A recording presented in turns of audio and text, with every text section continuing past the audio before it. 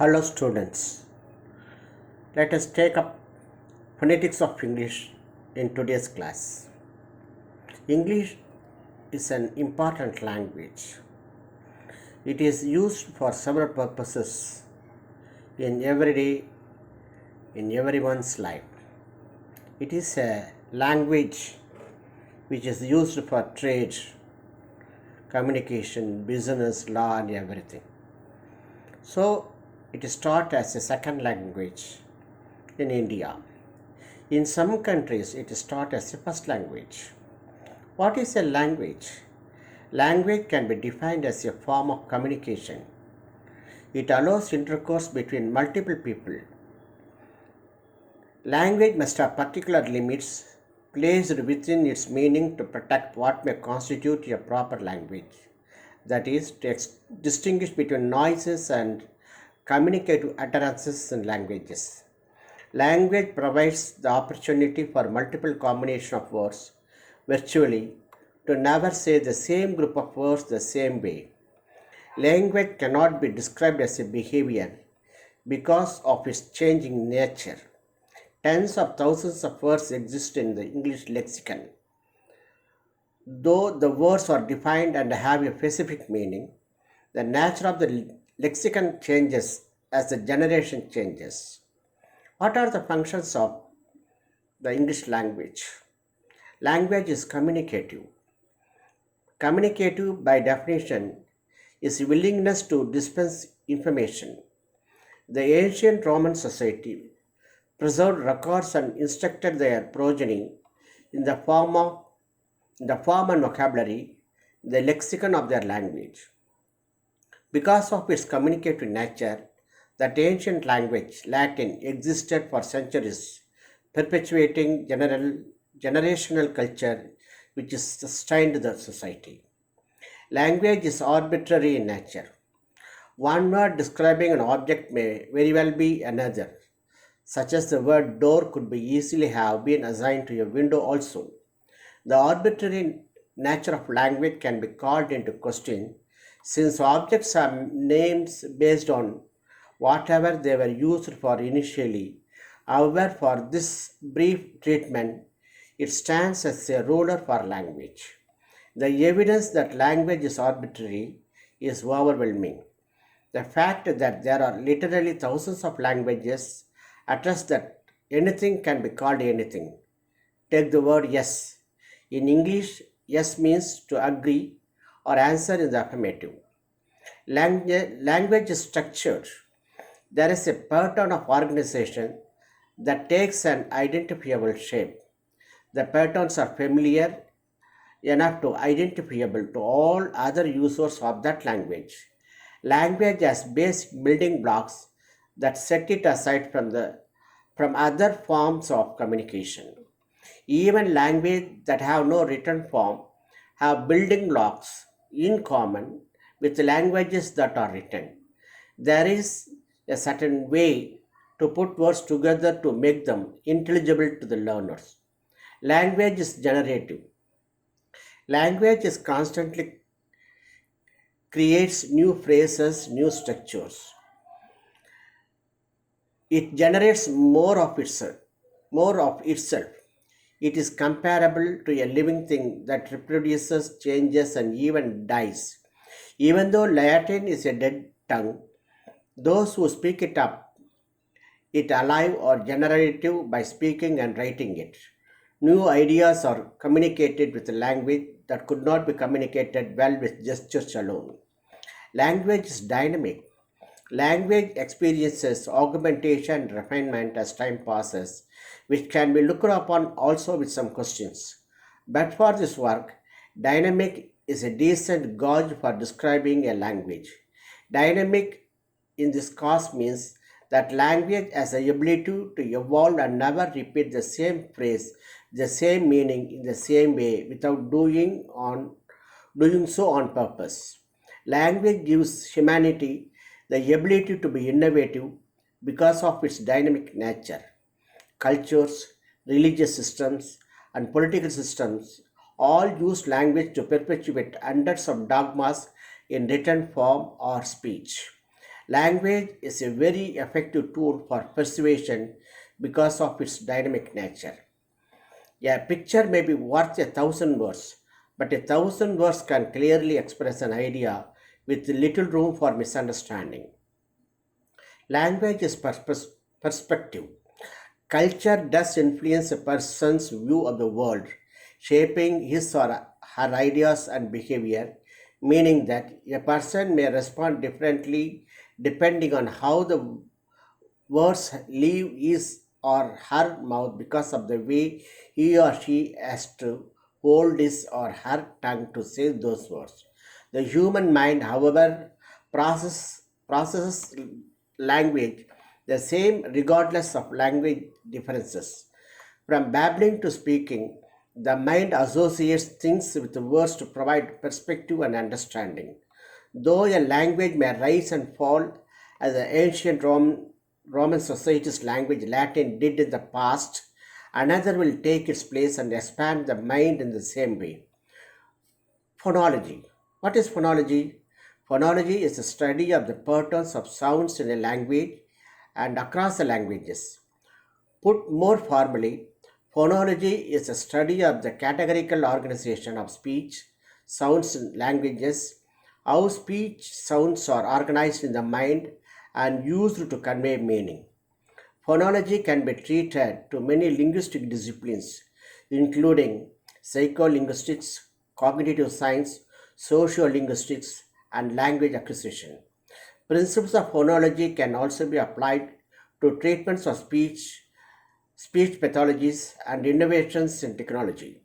In terms of speech recognition, systems can be designed to translate spoken data into text. In this way, computers process the languages like our brains do. The same processes that occur in the mind of a human when producing and receiving language occur in machines also. Phonology versus phonetics. The key differences. Phonology is concerned with the abstract, whereas phonetics is concerned with the physical properties of sounds. In phonetics, we can see the infinite realizations. For example, every time we say P, it will slightly different than the other times we pronounce it. However, in phonology, all productions are the same sound within the language phoneme inventory. Therefore, even though every P is produced slightly different every time, the actual sound is the same. This highlights the key difference between phonetic and phonology, even though no two P's are the same. They represent the same sounds in the language. Morphology. In linguistics, morphology is the study of words, how they are formed, and their relationship to other words in the same language. It analyzes the structure of words and parts of words, such as stems, root, words, prefixes, and suffixes. Morphology also looks at parts of speech, intonation, stress, and the ways context can change a word's pronunciation and meaning. Morphology differs from morphological typology, which is the classification of languages based on their use of words, and lexicology, which is the study of words and how they make up a language's vocabulary. Lexis. In generative linguistics, a lexis or lexicon is a complete set of all possible words in a language. In this sense, we can take up the word child.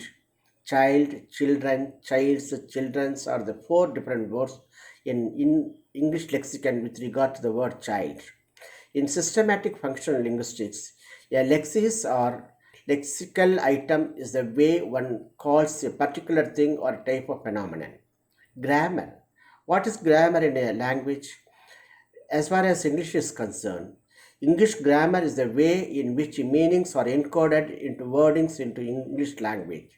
This includes the structure of words, phrases, clauses, and sentences, right up to the structure of whole text. There are historical, social, cultural, and regional variations of English. These individuals' words are pronounced differently at different places depending upon the context. So we call English as a contextual language. The individual sounds and the place of articulations. Every word is articulated from different places in the mouth. The place of articulation is a point of contact where an obstruction occurs in the vocal tract between an active moving articulator, typically one part of the tongue, and a passive articulator, typically one part of the roof of the mouth. The manner of articulation gives the consonants its distinctive sound. Places of articulation. The complete understanding is necessary to understand this. Understanding how to produce sounds of language can be a difficult endeavor, but it turns out that by knowing about the places and manners of articulation, we can get a much better grasp on how these sounds are produced. First, we'll take up bilabial. Bilabial are consonant sounds produced by using both lips together. For example, bump. When we read this word aloud, we notice how we are using both lips to pronounce the letters in bump. Labiodental. Labiodentals are pretty straightforward. They are articulated by using both the lower lip and the upper front teeth. Examples of these sounds in English are pretty much in any word that contains the letter F and V. Pronounce the word favor and notice the point of articulation. Linguolabial. Linguolabials are articulated by using both the tongue and the upper lip. There are very few known linguolabials in languages. However, I can still show you how they can be produced. Let's try to pronounce the linguolabial consonant T. Do as if you are about to say the letter P. You will notice that both your lips will be joined together. Now, replace your lower tip with the tip of your tongue. Do the P this way. The result should be the lingolabial. If you are learning to speak a language that uses lingolabials a lot, get some lip moisturizer. Saliva is known to cause chapped lips. This is the indication we can get using this. Dental. Some languages have dental consonants where only the tongue and the teeth are used. English has two dental sounds, ith and id. These consonants are found respectively in the words thing and this. Alveolar. The point of the articulation of alveolar consonants is situated near the alveolar ridge, which is the area lying between the upper front teeth and the palate. Pronounce the words such as toe and sap, and you will feel that the point of contact. Palato alveolar. Palato alveolar occurs slightly deeper in the mouth than alveolars. There are at least two such sounds in standard American English, ish and sha. For example, sheep and occasion. I invite you to produce the alveolar in the word sap and immediately follow it with the palato alveolar, sheep in sheep. You should be able to feel how far deeper palato alveolar as compared to alveolars. Next, retroflex. The distinctive feature of some retroflex consonants is that the tongue curls up slightly on itself when produced. Some speakers of standard American English actually use a retroflex consonant. It occurs in pretty much any word that starts with R, followed by a vowel such as red and real. We will find it's not too difficult to imagine other consonants where the tongue curls up like that. You will notice that T's and D's are the retroflex alveolo-palatal. This is where it gets trickier because it's becoming more and more difficult to feel areas in our mouth that are deep, and also because alveolar uh, palatals are not present in standard American English. The best way to show you this point of articulation is to invite you to pronounce a familiar sound like the ish in sheep, and instead to place the tongue slightly further away on the palate, which should cause you to produce ah. As you can hear, it sounds almost the same as the ish we are familiar with in English. Palatal. We are now getting to a depth in the mouth where portions like the back of the tongue are starting to be used to produce sounds. Palatals are produced at this location. The approximant found in the word it is also a palatal. Notice that it is the back of the tongue that comes into near contact with the palate when pronouncing the Y in the word valor. Valor. There are a few valors in English, so you should be pretty straightforward to learn that what their point of articulation is. The point of articulation is like this. With the standard American English pronunciation, read out the word king, which has both the vowels K and ing as both the first and last consonant words respectively. Ular. A little deeper in the mouth, the ula is found, the little thing that is dangling from the top in the back of the mouth, which is used for ular consonants. Here it is. Sadly, there are none in standard American English, but imagine that the tongue has to reach an area a little deeper than the ing in king. So again, the back of the tongue is used to reach that area. Pharyngeal and epiglottal. Now we proceed even deeper in the vocal tract and reach a point where only the root of the tongue reaches, at least in normal cases. Pharyngeals and epiglottals are produced in the area delimited in red. These consonants are pronounced with either the pharynx or epiglottis depending on the consonant sound, which are literally in the throat, Glottal. The glottis is even deeper than the pharynx and epiglottis in the throat. We can see where glottal consonants are produced here.